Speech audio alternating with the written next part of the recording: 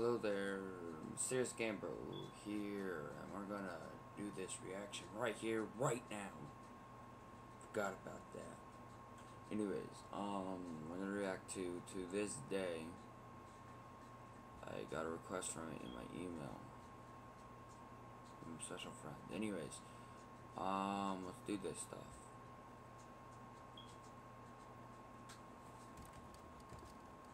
When I was a kid, I used to think that pork chops and karate chops were the same thing. I thought they were both pork chops. And because my grandmother thought it was cute, and because they were my favorite, she let me keep doing it. Not really a big deal. One day, before I realized fat kids are not designed to climb trees, I fell out of a tree and bruised the right side of my body. I didn't want to tell my grandmother about it because I was scared I'd get in trouble for playing somewhere I shouldn't have been. A few days later, the gym teacher noticed the bruise and I got sent to the principal's office. From there, I was sent to another small room with a really nice lady who asked me all kinds of questions about my life at home. I saw no reason to lie. As far as I was concerned, life was pretty good. I told her whenever I'm sad, my grandmother gives me karate chops. This led to a full-scale investigation, and I was removed from the house for 3 days until they finally decided to ask how I got the bruises. News of this silly little story quickly spread through the school, and I earned my first nickname, Pork Chop. To this day, I hate pork chops. I'm not the only kid who grew up this way. Surrounded by people who used to say that rhyme about sticks and stones. As if broken bones hurt more than the names we got called, and we got called them all. So we grew up believing no one would ever fall in love with us. That we'd be lonely forever. That we'd never meet someone to make us feel like the sun was something they built for us in their tool shed. So broken heartstrings bled the blues as we tried to empty ourselves so we would feel nothing. Don't tell me that hurts less than a broken bone. That an ingrown life is something the surgeons can cut away, that there's no way for it to metastasize. It does. She was 8 years old.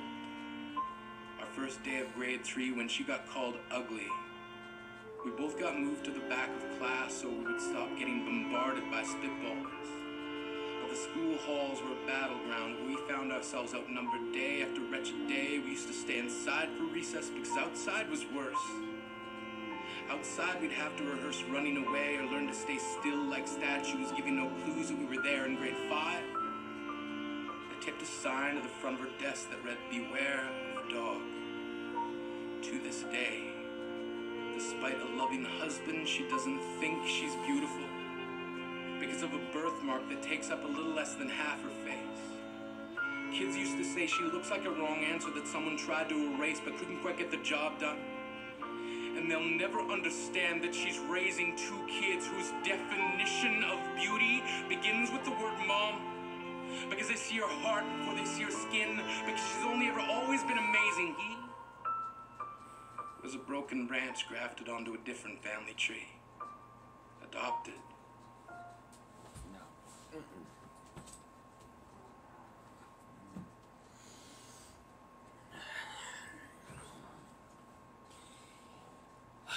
Because his parents opted for a different destiny.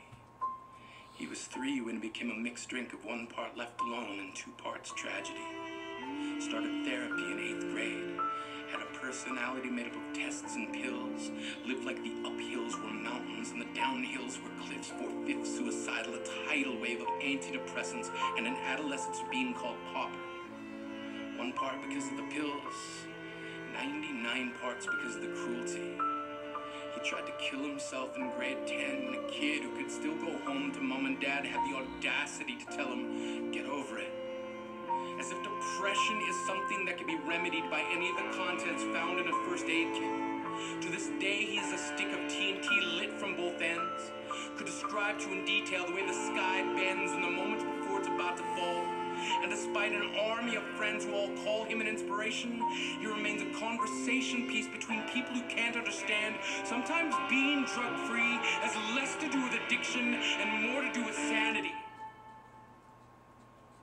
We weren't the only kids who grew up this way. To this day, kids are still being called names. The classics were, "Hey stupid," "Hey spaz." Seems like every school has an arsenal of names getting updated every year. And if a kid breaks in a school and no one around chooses to hear, do they make a sound? Or they're just background noise from a soundtrack stuck on repeat when people say things like kids can be cruel? Every school was a big top circus tent, and the pecking order went from acrobats to lion tamers, from clowns to carnies. All of these miles ahead of who we were freaks. Lobster claw boys and bearded ladies. Oddities juggling depression and loneliness, playing solitaire, spin the bottle, trying to kiss the wounded parts of ourselves and heal. But at night, while the others slept, we kept walking the tightrope. It was practice, and yes, some of us fell. But I want to tell them that all of this is just debris left over when we finally decide to smash all the things we thought we used to be. And if you can't see anything beautiful about yourself, get a better mirror. Look a little closer. Stare a little longer. Because there's something inside you that made you keep trying despite everyone who told you to quit. You built a cast around your broken heart and signed it yourself. You signed it. They were raw. Because maybe you didn't belong to a group or a clique. Maybe they decided to pick you last for basketball or everything. Maybe you used to bring bruises and broken teeth to show and tell but never told. Because how can you hold your ground if everyone around you wants to bury you beneath it? You have to believe that they were raw. They have to be wrong. Why else would we still be here? We grew up learning to cheer on the underdog because we see ourselves in them. We stem from a root planted in the belief that we are not what we were called. We are not abandoned cars stalled out and sitting empty on some highway. And if in some way we are, don't worry. We only got out to walk and get gas. We are graduating members from the class of We Made It. Not the faded echoes of voices crying out names will never hurt me. Of course, they did. But our lives will only ever always continue to be a balancing act that has less to do with pain and more to do with beauty.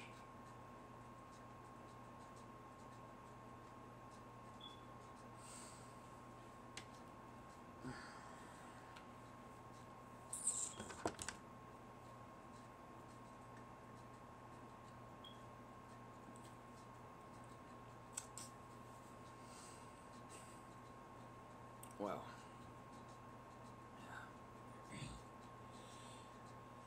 fucking cried again, but bullies are the worst people on earth.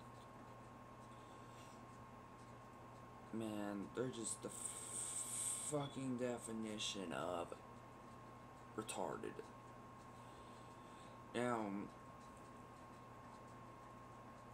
family, I don't need nobody else to judge me. I don't listen to other people's judgment. You know why? I'm still here. I don't give a shit about people, what they say. I'm still in school. People say shit to me. I'm just gonna say shit back to you because you're not gonna hurt me anymore. I have my mom and my best friends. My friends and my best friend. I don't need you to judge me, and other people don't need you to judge them. If you don't have nothing nice to say, don't say it at all. Because if you say something, you're gonna put a beware of dog in front of somebody's desk. To me, I'd say you want to fight. No, you put that on the front of my desk. One, now I might stab you in the throat for doing that. Don't do that. That's not cool. I don't care if there's party. It's not.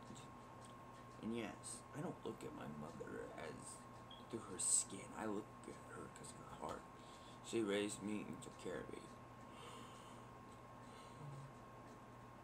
She gave me what I want when I asked for it because she's my mother. You know them little faggots you see up at schools and stuff? Don't fucking listen to them little fuckers. And a comment to you called, oh, you're gay. Well, I'm gonna sorry to tell you this. Gay means something. It's a slang word for homosexual. But listen to this. Gay. Get this. Definition of gay. Here, hold on. Because I have to remember. Definition of gay is to be happy. To be happy. Gay is happy. I'm pretty gay right now, man. I'm pretty sad right now. Gay is happy. Fag is, I think it's French for a bundle of stick. A fag is a bundle of sticks. And in Europe, a fag, guess what? I'm gonna tell you this. And it's a cigarette. So, you're gonna come to me and call me a bundle of sticks and a cigarette? I mean, come on, choose one. You know, I'm a cigarette. That's amazing. I'm a cancer stick. Oh, fucking great. I can give you fucking cancer for insulting me. If I was cancer, you wouldn't be alive right now. But anyways, fuck all the people who dislike this video. Fuck all the people who hate comment this video, if you ever do. Just guess what? Don't like this video. Don't take this video. This is for all the haters. Fuck you with the double barrel in it. You pissed me off. Anyways, I gotta go before I come to this camera and break something.